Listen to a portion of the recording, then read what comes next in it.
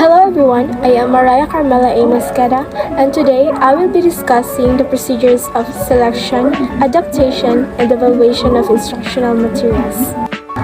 But first, what is instructional materials? Instructional materials, also known as teaching or learning materials, are any collection of animate and inanimate objects and human and non-human resources that a teacher may use in teaching and learning situations to help achieve desired learning objectives. So now, let's proceed to the main point of the topic.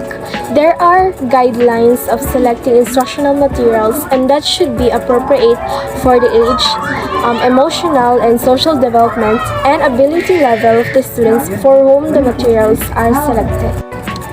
Instructional procedures are procedures created, planned, and implemented to keep things running smoothly and efficiently in the classroom. So you can implement a procedure in your classroom, including passing out papers, morning arrivals, and transitioning.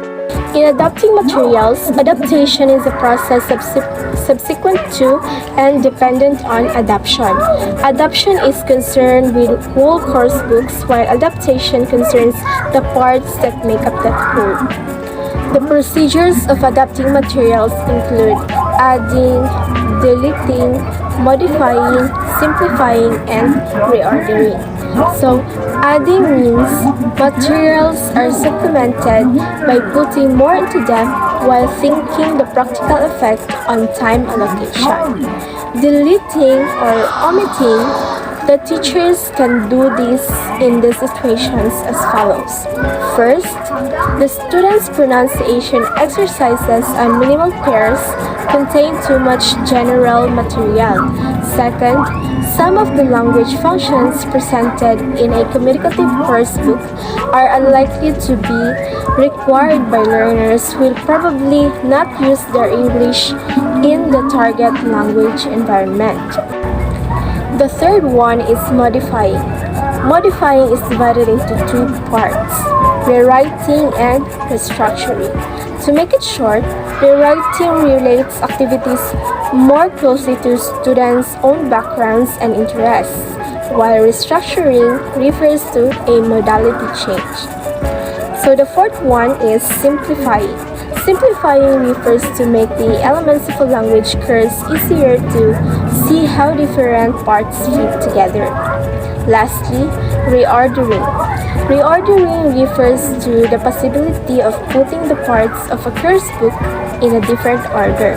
For example, materials typically represent the future by will and going to.